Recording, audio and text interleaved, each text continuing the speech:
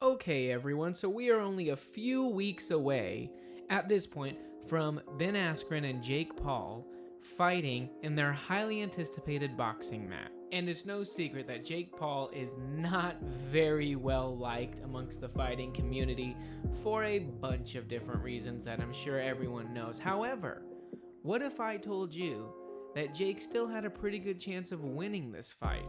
Let me play devil's advocate real quickly and say there are at least 3 reasons that Jake Paul could very well win this fight. Now, of course, I'm not saying that I want Jake Paul to win this fight.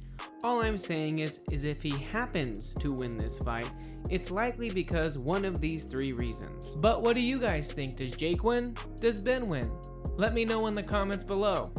But without further ado, I am Ruben from 5th Round Productions, and this is 3 reasons why Jake Paul could win on April 17th. Reason number 1, desire to win. Now, I know what you're thinking, it's probably pretty hard to make this argument. However, although Ben is a 2-time MMA champion, he is still retired and was retired before he even came to the UFC, and has said that he is not coming out of retirement even if he wins this fight. While on the flip side, Jake Paul has been training for the past 2 years and has 2 knockouts. And although yes, Jake Paul has done a lot of weird endeavors in the past, such as wanting to build a cryptocurrency, being on the Disney Channel, and wanting to start an online academy to teach people like you how to become a social media influencer. But if we are going to take both guys at their word, Ben is going to stay retired no matter what happens, and no matter what happens with Jake, he's gonna stay fighting. He also did sell his house allegedly and moved to Miami to become a full-time fighter, which has to mean something, I assume. He is also taking to social media daily to show that he is in the gym and putting in the work. Will any of this mean anything on April 17th? Who knows? But maybe, just maybe, it accounts for something. And of course, for the guy who made the phrase "everyday bro" famous, he is no longer posting 1-a-day vlogs on his actual channel. So is this something that Jake Paul is actually going to dedicate his life to? Or is it just a passing fad like everything else in his life? We probably won't know for at least a few months. However, if he is telling the truth about this stuff, then maybe, just maybe, that is one reason why he could beat Ben Askren. And we shouldn't forget that Jake Paul's team was the side that got the fight rolling in the first place and even reached out to Ben Askren to schedule him for this fight. So, will any of this end up making a difference in the end? Who knows? But it does suggest that Jake Paul does actually want this fight more than the general public is willing to concede that he does. Reason number 2, boxing ability. Before anyone gets mad, let's give Ben his due. Yes, Ben Askren was an Olympian. Yes, Ben Askren was a 2-time All-American at the University of Missouri in wrestling. And yes, most importantly to this current fight, he was a 2-time champion in 2 MMA promotions, that being Bellator and 1 championship. However, it is well documented that Ben Askren was not the best striker, and he was really just looking for the takedown in every possible instance. Ben has even said on multiple occasions that he knows his wrestling is so high level that if he turned the fight into a wrestling match, no one would be able to beat him, which is why he did it. And yes, Jake Paul has beaten no one that's even close to the worst opponent that Ben Askren has ever faced. That is all true. However, we know that Jake Paul has at least been training in boxing since 2017 for his first boxing match. We also know that during those times, Ben was either retired or training MMA, which we already said was mostly wrestling, which gives Jake the distinctive advantage in training by years. Jake also isn't training with just scrub fighters either. He's getting in the ring with Jaleon Love, Kevin Newman, Carlos Monroe, and Ryan Garcia, to name a few.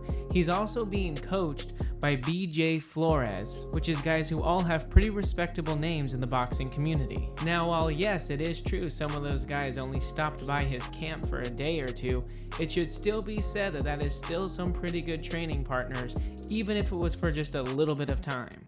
So while yes, Ben does have the advantage and experience overall in fighting, most of that experience is in wrestling and ground and pound, which will have no bearing on this fight because those are two things that aren't allowed in boxing. Pretty much what I'm trying to say here is it's not that much of a stretch to say that a guy with a few years of boxing experience could easily beat a guy with no boxing experience. Of course, that guy also isn't a two-time MMA world champion, but he did impress in his last fight against Nate Robinson, and if that is any indication, a few more months under his belt in training could be disastrous for Ben Askren. Reason number 3, Jake Paul's power. Okay, so let's get some things out of the way right at the beginning. No, Jake Paul has never fought anyone but the pedigree of Ben Askren, and no, besides the knee that Jorge Masvidal hit on Ben Askren, he has never been knocked out. However, Jake Paul does have tremendous power that he has shown in all of his fights. Let's take the Nate Robinson fight. For instance, Nate Robinson was the most fight-ready guy that Jake Paul has fought up to this point. Nate Robinson is a world-class athlete who knows strength training, who knows conditioning, and who knows how to move his body. All things that are very important in becoming a pro fighter. Now, no, Nate Robinson is clearly not a world-class fighter. In fact, he never even fought before. But the fact that Jake Paul could knock him out stepping backwards is a huge testament to the power that Jake Paul could possess. So yes, while it was fun when Jake Paul was knocking out other YouTubers, Nate Robinson is 100% a step up in competition from those guys, and it did not matter. He still knocked him out very early in the fight. In fact, for a second, let's go back and let's look at Jake Paul's fighting resume. His first fight, knockout in the 5th round. In his second fight, knockout in the 1st round. And in his third fight against Nate Robinson, knockout in the 2nd round, suggesting that Jake's power is not a fluke and he has some pretty strong punching power. And in a fight where only one punch could end anything, this could be disastrous for Ben Askren if he doesn't know how to properly manage that. And Ben is going to have to manage that power for at least the first few rounds if he wants a chance to beat Jake Paul.